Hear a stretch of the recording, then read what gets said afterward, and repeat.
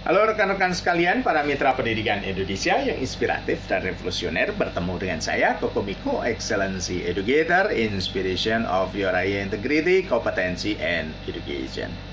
Dalam kesempatan ini, kita akan berbincang tentang sinau bareng atau ayo sinau. Sinau itu adalah satu proses belajar yang bukan hanya melibatkan keberadaan, artinya aku ada di sini, tapi juga kebermaknaan. Jadi keberadaanku itu memberikan satu arti di dalam sebuah proses. Jadi belajar membawa seluruh eksistensi diri kita untuk bukan hanya memahami dan mengerti, tapi juga untuk melakukan akhirnya, sehingga mempunyai nilai atau kebermaknaan. Nah, dalam kesempatan ini saya akan mengajak rekan-rekan sekalian untuk menyimak satu proses intisari dari pembelajaran kita. Dan intisari ini merupakan satu proses yang disari dari banyak buku atau buku-buku yang saya dapatkan di hari ini. Ada 3 buku, lalu 2 hari yang lalu 2 buku, kemudian ada karya-karya saya, diantaranya 2 buku, dan masih ada 1 buku lagi yang belum sempat saya buka paketannya. Dan semua buku-buku itu akan saya intisarikan dalam waktu yang sangat singkat, dan semoga ini memberi inspirasi bagi kita semua.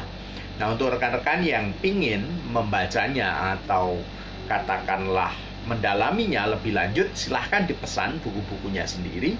Dan untuk yang membutuhkan workshop atau training yang di-customize sesuai dengan kebutuhan lembaga Anda, itu bisa kontak atau bisa hubungi saya, sehingga kebutuhan untuk workshop atau training atau consultingnya bisa kita setting sesuai dengan kebutuhan di lembaga pendidikan kita. Baik, dalam kesempatan ini saya mengambil satu tema atau judul Ayo Sinau, ya, atau Ayo Belajar. Ya, sinau itu merupakan belajar keseluruhan dari diri kita. Lalu saya menuliskan satu puisi 5 baris sebagai introduksi kita, yaitu dalam bentuk gogyoshi atau puisi dalam 5 baris. Nah, puisi 5 baris itu bunyinya demikian: buku dudu bantalan turu, nanging kanggo ngisi ndasku. Kanthi maneka warna ilmu ben ora kemayu, apa maneh polah melu. Itulah bunyinya dalam bahasa Jawa.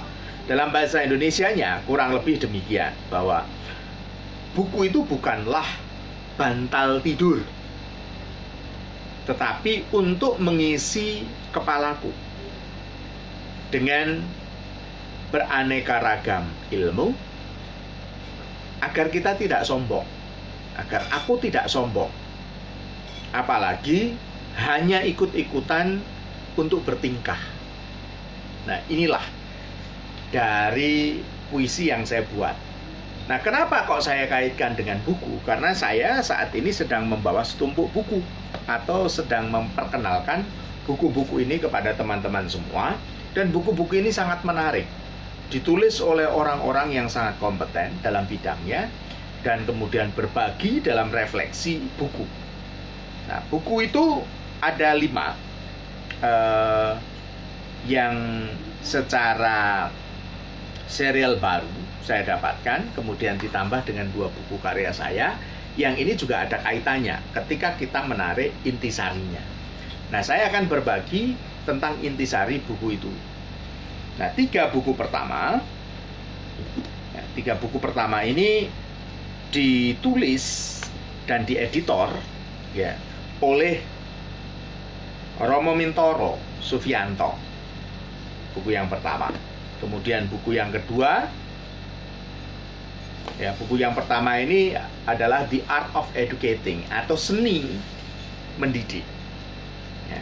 Kemudian yang kedua itu adalah Hati Sang Guru. Ini menghayati sebuah keguruan berdasarkan tata nilai atau values. Kemudian buku yang ketiga, ini buku baru yang baru saja dibedah dan saya juga hadir dalam webinarnya, adalah Home Visit. Ini praktek bagaimana guru-guru secara personal memperhatikan anak muridnya. Nah, ini akan saya ulas secara singkat dan akan saya kaitkan satu persatu. Kemudian buku yang keempat, ini ditulis oleh Romo Haryatmoko, adalah Jalan Baru Kepemimpinan dan Pendidikan. Lalu buku yang kelima, ini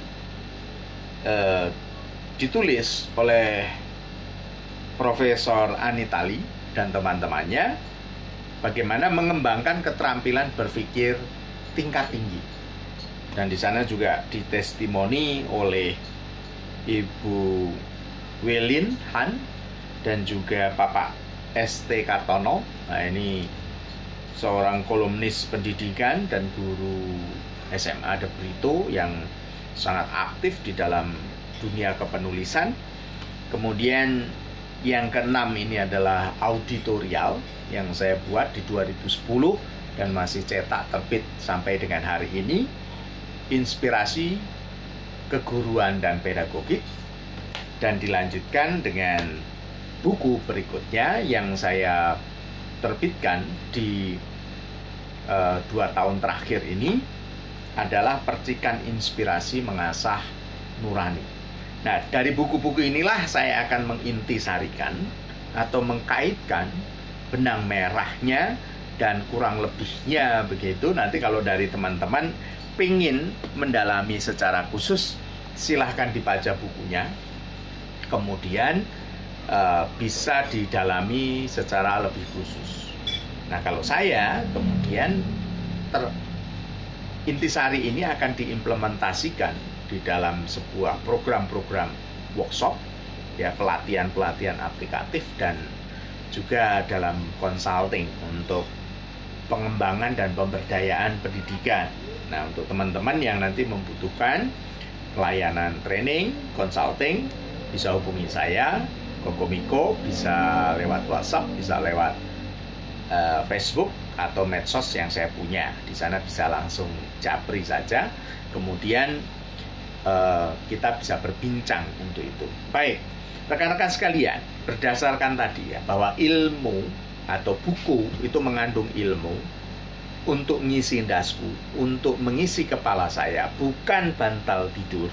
Maka saya akan masuk ke sesi 1 atau ke buku 1, yaitu The Art of Educating atau seni mendidik. Nah, seni mendidik ini baik pendidikan dalam keluarga ataupun di sekolah formal. Nah, dalam situasi sekarang kita, ini pasti dibutuhkan dan sangat dibutuhkan oleh kita. Bagaimana cinta kuat berakar dalam keluarga, lalu kasih juga tetap terpraktekkan dan terpelihara di sekolah. Nah, di dalam The Art of Educating ini ada beberapa hal yang ditekankan oleh penulisnya, yaitu Romo Mintoro Sufianto, SI. Di sana ditekankan tentang pentingnya pemahaman kita, bahwa kita sebagai manusia yang lemah, manusia yang rapuh, ternyata juga tetap harus melaksanakan tugas kependidikan kita bagi anak-anak kita dalam keluarga. Nah, di dalam buku The Art of Educating ini, tiap-tiap orang di sana disadarkan, termasuk orang tua dan guru, itu memiliki kerapuhan, rapuh. Ya, rapuh ini bisa membuat kita jatuh, bisa membuat kita juga menjadi kuat, tegar di dalam melaksanakan tugas kita. Tetapi dari kerapuhan itu, kita itu mempunyai satu tanggung jawab dalam mempersiapkan satu generasi. Dan dalam menyiapkan generasi atau masa depan generasi itu, Sebetulnya anak-anak atau murid-murid kita itu tidak membutuhkan guru-guru yang hebat, tidak membutuhkan orang tua yang hebat, ya, yang gelarnya banyak begitu, atau yang sangat jenius, atau yang mendapatkan banyak piagam penghargaan karena kehebatannya. Tidak. Anak-anak kita itu hanya membutuhkan satu hal dari para orang tua atau guru, yaitu kesetiaan, yaitu setia menemani, setia mendampingi berproses.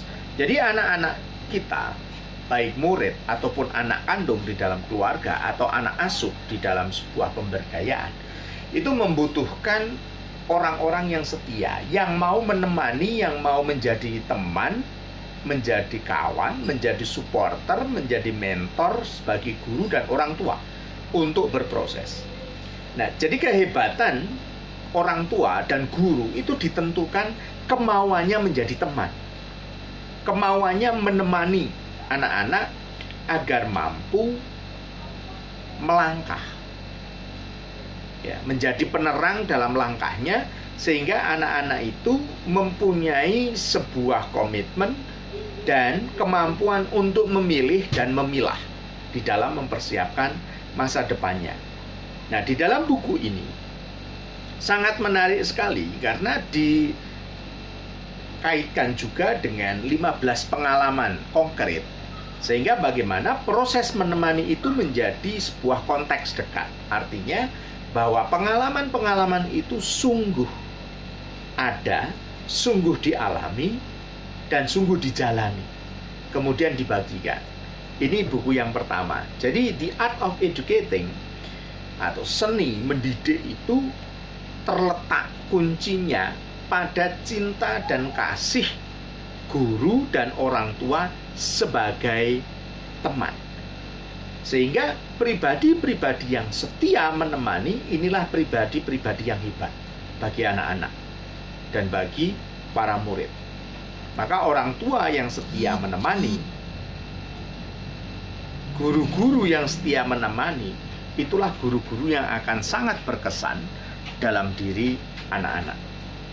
Buku pertama, The Art of Educating. Yang kedua, kesetiaan menemani itu kuncinya ada di hati. Hati yang mencintai, hati yang penuh welas asih yang tadi disebutkan. Maka kemudian di dalam buku yang kedua, Hati Sang Guru, bagaimana keguruan itu dihayati, Romo Mintoro Sufianto itu kemudian menekankan tentang pentingnya kisah-kisah yang direfleksikan, dan kemudian pada satu kesimpulan bahwa ketika anak belajar, ketika anak mengenyam pendidikan, tekanannya itu bukan hafalan, tetapi pada sebuah proses pemaknaan atau sebuah proses mencerdaskan. Artinya bahwa hafalan-hafalan itu sekali waktu boleh untuk menanamkan satu pengetahuan daya ingat, dasar-dasar yang perlu diingat, itu tidak apa-apa. Tetapi lebih dari itu, yaitu proses yang mencerdaskan. Artinya bahwa di dalam belajar, seluruh diri anak ini merupakan sebuah proses gerak mencintai. Jadi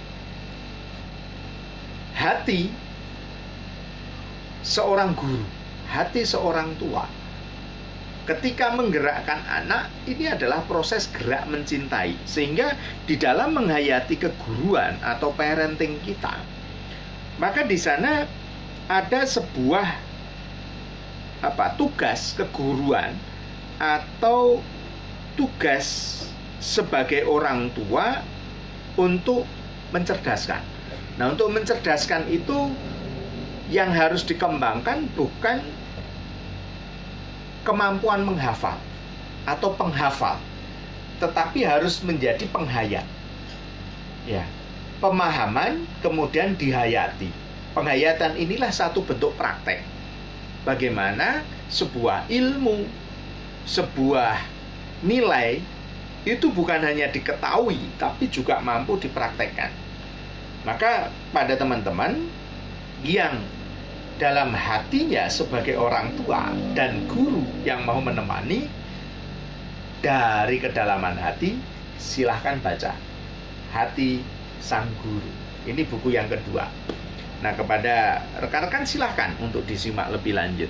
Nah, kemudian guru-guru yang mempunyai hati itu pasti akan memperhatikan perkembangan pribadi. Kalau pribadi itu dikembangkan lewat perhatian, lewat kasih, maka pribadi-pribadi itu akan bertumbuh. Bertumbuh secara kepribadian, bertumbuh secara welas asih, bertumbuh juga secara pengetahuan. Ya, dari pengetahuannya itu maka dia akan menghayati satu nilai kasih dan dipraktekkan. Maka di dalam buku yang ketiga, Home Visit, Praktek Cura Personalis, di sini dikisahkan dan juga ditekankan pentingnya orang tua, keluarga, dan guru-guru yang mempunyai hati untuk anak-anaknya, untuk para murid-muridnya. Banyak masalah-masalah di dalam pendidikan itu akarnya ada dalam keluarga, ada dalam satu pola hubungan yang tidak harmonis dalam hatinya, secara afeksionalnya, secara sosialnya, baik kepada orang tua, kepada lingkungan, dan akhirnya di sekolah terbawa.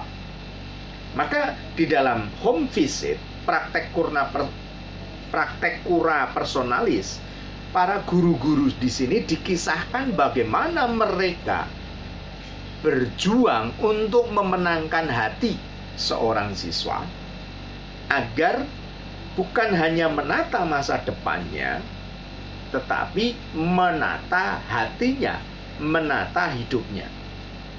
Sehingga pendidikan bukan menjadi sebuah proses menghafal materi pelajaran, tetapi menjadi sebuah proses melihat realitas hidup. Kurikulumnya menjadi kurikulum hidup. Sehingga tanda petik hafalan-hafalan di sekolah, ketika secara persona, kepribadian, kejiwaan, ya, secara spirit tertangani, maka hafalan-hafalan tanda petik tadi di dalam materi pembelajaran akan menjadi lebih mudah ditangani. Maka di dalam praktek keguruan, ya, harus ada sebuah empatik dan sensitivitas, ya, dan sensitivitas keprihatinan, kepedulian. Nah, itulah bentuk hati yang mencintai, setia menemani. Nah, di dalam kumpulan kisah pelayanan dan perjuangan para guru di buku Home Visit ini akan menyadarkan kita bagaimana para guru dengan seluruh eksistensinya menjadi juga orang tua bagi anak muridnya agar bisa berkembang di dalam persona, kepribadian, di dalam kasihnya, di dalam pengetahuannya dalam mempersiapkan masa depannya. Nah, ini adalah buku yang ketiga. Nah, kalau itu tergarap, maka pendidikan kita itu akan juga menemukan satu jalan baru, ya, jalan baru dalam kepemimpinan ataupun dalam proses pendidikan. Nah, jalan baru kepemimpinan dan pendidikan sebagai jawaban atas perubahan-perubahan yang terjadi atau perubahan-perubahan yang dialami oleh dunia kita, oleh keluarga kita, oleh lembaga pendidikan kita, itu akan ditemukan, ya, akan ditemukan dan akan menjadi satu inovasi baru sesuai dengan kebutuhan kekinian. Ya, kebutuhan kekinian inilah yang disebut just in time. Ya, saat ini juga. Jadi pembelajaran yang just in time itu bukan pembelajaran atau pendidikan yang menghafal, tetapi yang melihat fenomen-fenomen perubahan itu bisa ditanggapi secara positif dan menawarkan solusi-solusi terbaik yang dibutuhkan saat ini. Nah, maka di dalam buku yang keempat, ya, Jalan Baru Kepemimpinan dan Pendidikan, Romo Haryatmoko di sini menyinggung tentang bagaimana perubahan paradigma atau cara pikir.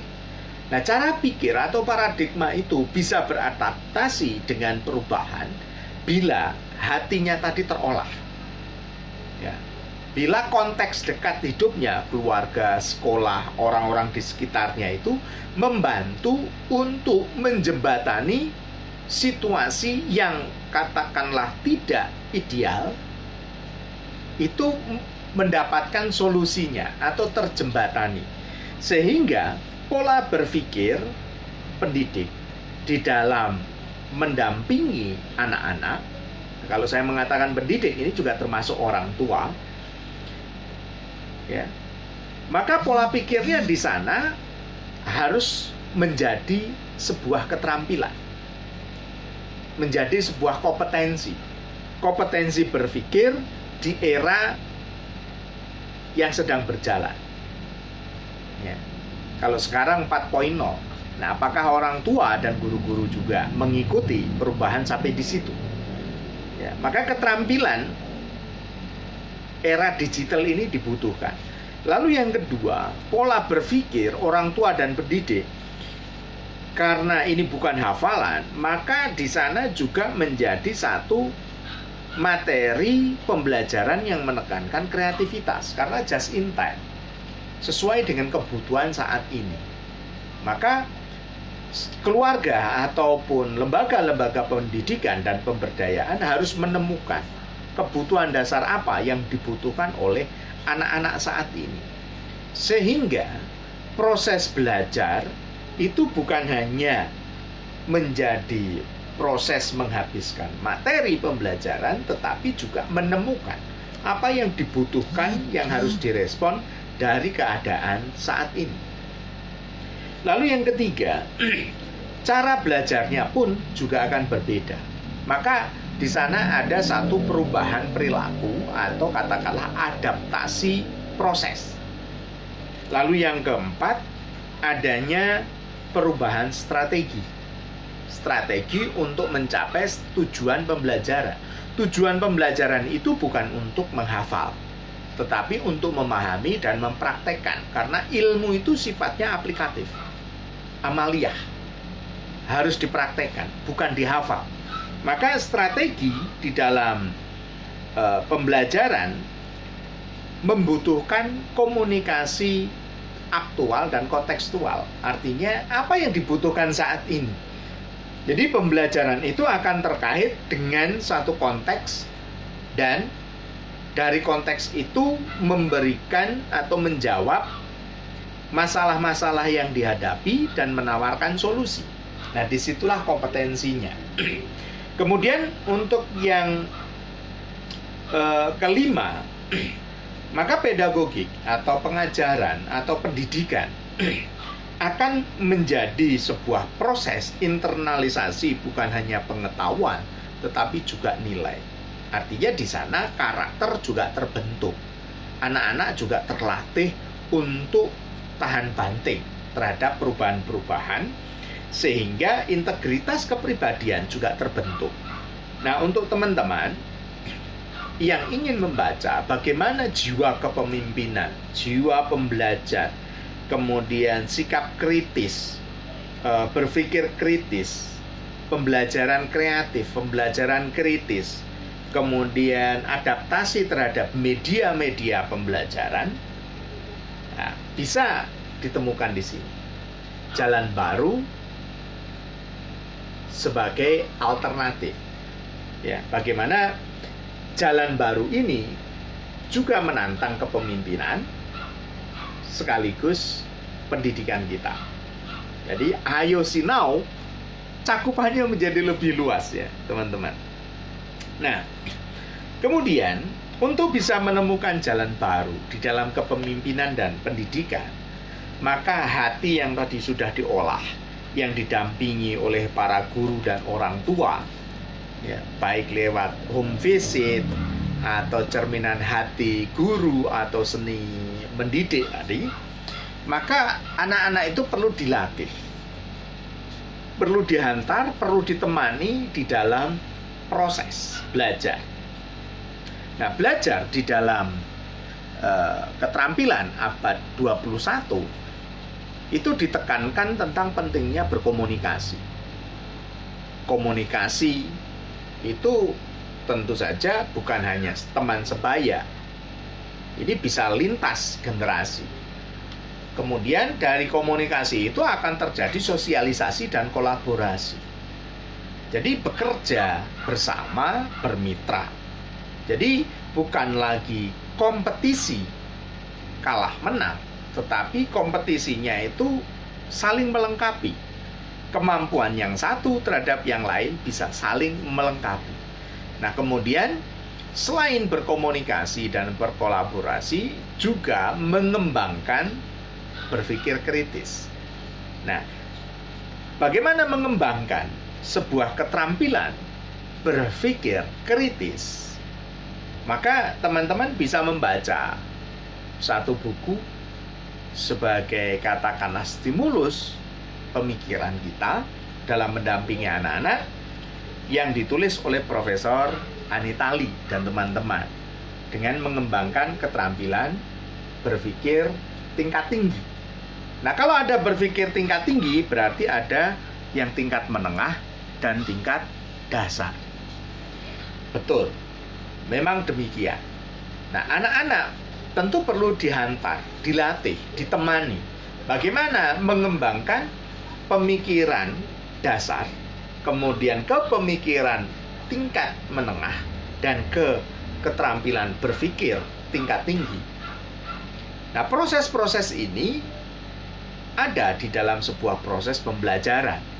Ya, di dalam taksonomi Bloom misalnya kita menyinggung tentang low order thinking skill atau tingkat berpikir dasar. Kemudian tingkat berpikir menengah dan tingkat berpikir tinggi. Nah, cara-cara mengembangkannya itu diarahkan di dalam sebuah proses pembelajaran yang berorientasi pada tujuan dekat, ya, akhir sebuah proses pembelajaran itu sendiri, ataupun dalam konteks jauh, dalam arti tercapainya kompetensi. Dalam konteks dekat, tujuan pembelajaran itu akan mengikat, ya, atau mengarahkan atau titik orientasi dari sebuah proses pembelajaran. Jadi sebuah proses pembelajaran di sana ditekankan tentang pentingnya kegiatan pembelajaran sebagai sebuah proses atau pendekatan yang dapat mengembangkan tingkat berpikir dari yang dasar, yang menengah, penguatan, ataupun pengembangan, atau berpikir tingkat tinggi. Nah, model-model berpikir itulah yang ditekankan tumpuannya pada sebuah proses pembelajaran. Jadi pentingnya guru dan orang tua menemani di dalam proses belajar. Nah, menemani ini artinya bahwa anak-anak terdampingi di dalam proses pembelajarannya, dan sekaligus kreativitas berpikirnya, bertindaknya, berefleksinya, bernalarnya itu tetap terjaga di dalam alur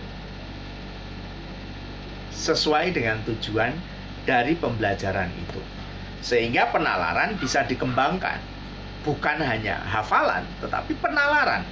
Artinya anak-anak itu menjadi anak-anak yang cerdas, bisa menggunakan kemampuan akal budinya untuk menemukan solusi-solusi terbaik. Nah, untuk rekan-rekan bisa di dalam di sini, ya, mengembangkan keterampilan berpikir tingkat tinggi. Nah, kemudian kalau cara berpikir dasar, menengah, dan tinggi tadi bisa dikembangkan sebagai daya bernalar kritis, maka teman-teman, di sanalah orang tua, guru, dan anak-anak itu bisa mengasah akal budinya ataupun nuraninya dengan baik. Disitulah integritas terjadi. Dan disitulah kemudian percikan kebijaksanaan, ilmu pengetahuan, atau percikan inspirasi itu akan mengasah akal budi, nurani, dan kolaborasi, komunikasi, interaksi, kreativitas anak-anak di dalam belajar.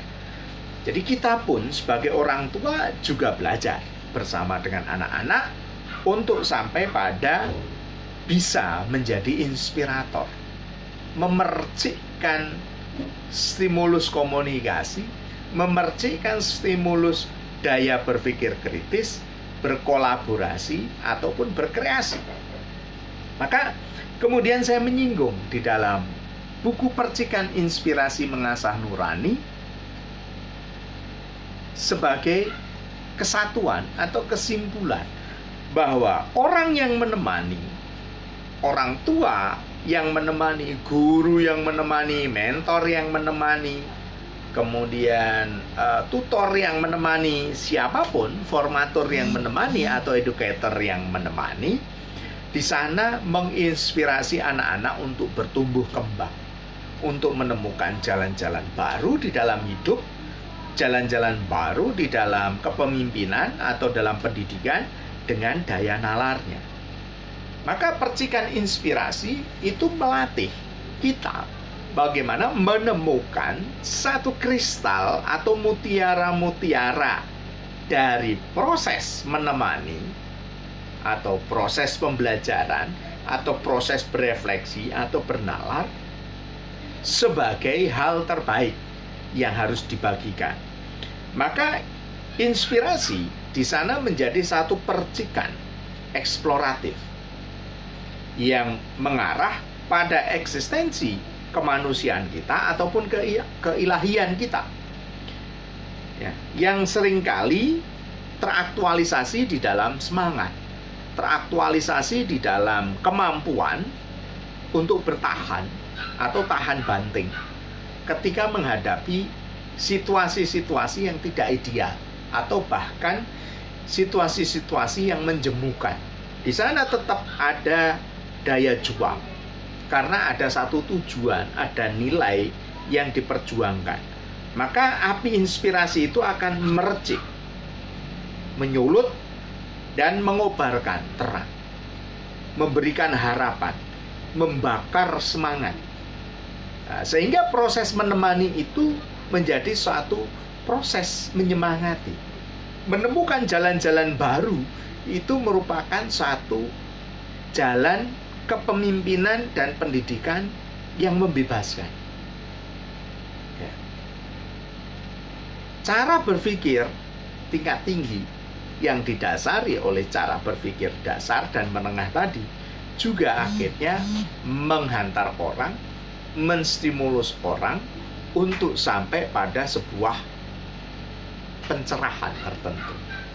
Nah, itulah rekan-rekan pada percikan inspirasi mengasah nurani yang saya tulis. Nah, kemudian kalau inspirasi itu sudah mercik, maka itu penting. Inspirasi itu di dalam keguruan dan pedagogi. Maka dalam auditorial ini saya menekankan bahwa setiap orang itu adalah guru, dan setiap guru adalah penyiap generasi. Jadi menjadi orang tua itu memilih jalan hidup menjadi guru. Berprofesi guru, menjadi guru itu berarti kesadaran untuk memilih peran sebagai orang tua. Maka menjadi guru dan orang tua itu bukanlah sebuah pilihan kebetulan atau sebuah keterpaksaan. Memilih jalan hidup sebagai orang tua dan sebagai guru itu merupakan sebuah keputusan terhormat untuk menjadi teman bagi generasi muda, bagi anak-anak. Pilihan hidup untuk menjadi jiwa pembaharu, ya, penyulut api semangat, penyulut cinta, penyulut hati yang penuh kasih kepada orang lain. Maka di sana jiwa seorang guru, jiwa seorang orang tua itu adalah jiwa pembelajar yang merdeka. Jiwanya itu jiwa yang memberi kesejukan, ya, jiwa yang menyalakan pelita bagi anak-anak dan memberikan terangnya, lebih-lebih dalam situasi yang gelap atau situasi kelam. Ya, situasi sekarang ini dengan COVID, anak-anak itu bisa saja kelam, bosen, belajar tidak menarik. Maka di sana guru atau orang tua kemudian tertantang untuk membuat satu kreasi sehingga anak-anak itu bisa menarik di dalam belajar, tetap semangat untuk menggali ilmu, mendapatkan informasi dan mencernanya sebagai proses penalaran kritis. Jadi rekan-rekan sekalian, menjadi guru dan orang tua itu menjalankan tridharma keguruan atau 3 kebajikan sebagai guru dan orang tua, yaitu mendidik, kemudian mengajar, dan melatih. Jadi menjadi guru dan orang tua mempunyai peran atau mempunyai satu tugas menjadi inspirator bagi generasi, bagi anak-anak, dan membagikan kristal-kristal pengalaman hidupnya itu sebagai intisari keilmuan berbasis kehidupan atau kurikulum kehidupan. Karena itu rekan-rekan sekalian, dari serial katakanlah buku ini yang tadi saya bagikan kepada rekan-rekan semua secara garis besar, di situ kita bisa melihat bahwa guru-guru yang inspiratif, orang tua yang inspiratif, orang tua yang komunikatif, yang kreatif, berdaya nalar, itu akan melahirkan juga generasi yang demikian. Dari guru-guru inspiratif, orang tua yang inspiratif akan terlahirkan generasi yang inspiratif. Dan murid-murid sebagai generasi yang inspiratif itu akan membangun bangsanya, membangun keluarganya, masyarakatnya dengan inspirasi yang produktif dan inovatif. Demikianlah rekan-rekan sekalian, share buku ini ya secara konten, dan untuk rekan-rekan yang ingin menggalinya lebih lanjut atau membacanya secara personal, silahkan untuk memesannya sendiri ya. Kalau dengan saya boleh dengan 2 buku ini langsung pesan, yang lainnya silahkan dipesan sesuai dengan penerbitnya. Bila ada pertanyaan atau tanggapan, silahkan ditulis di kolom komentar. Dan tentu saja untuk rekan-rekan lembaga-lembaga pendidikan, komunitas-komunitas pemberdayaan yang membutuhkan training dan consulting, silahkan bisa hubungi saya agar bisa di-customize program-program yang sesuai dengan kebutuhan lembaga atau komunitas pemberdayaan Anda. Demikian, salam inspiratif dari saya, Koko Miko, Excellency Educator, Inspiration of your higher integrity, competency, and education. Salam inspiratif.